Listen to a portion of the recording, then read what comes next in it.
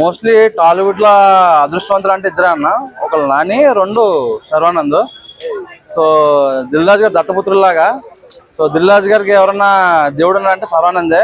ఎందుకంటే మనం చూసుకుంటే శర్వానంద్ మోహతితో దిల్ రాజు గారికి ఎప్పుడు లేనంత కాసుల వర్షం కురిసింది. సో బైకర్ కూడా సో భారీ హిట్ అవుతుందని చెప్పాలనుకున్నా. ఎందుకంటే ఒకప్పుడు బైకర్ అంటే మనం గ్రీక్ వర్డ్ సినిమాలో నాగార్జున చూసాము. సో మళ్ళీ అదే రేంజ్ లో ఇప్పుడు శర్వానంద్ గారిని చూస్తాం అనమాట.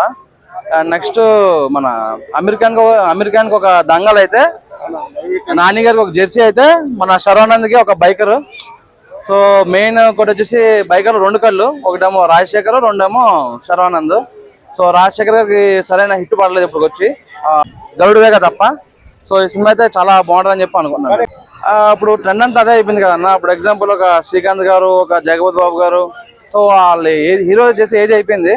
సో రాజశేఖర్ గారు కూడా అప్పుడు సపోర్టింగ్ క్యారెక్టర్ లో పండించేశారని చెప్పి అనుకుంటున్నాను నేను. ఓవరాల్ గా ఎలా ఉంది మన ట్రైలర్? యూత్ కా లేదంటే ఎవరికి ఏంటి? యూత్ మేజర్ గా యూత్ కే మెసేజ్ చేస్తారని చెప్పి అనుకుంటున్నాను. బైకర్ సినిమాలో బైక్ కన్నా శర్వానంద్ గారు ఇంకా సన్నగా ఉన్నారని చెప్పి అనుకుంటున్నాను అనమాట. సో అందులో ఉన్న డైలాగ్స్ ఇవన్నీ కూడా చాలా బాగున్నాయి. నాని గారికి ఒక జెర్సీ, అమెరికానికి ఒక దంగల్, శర్వానంద్కి ఒక బైకర్. Thank you.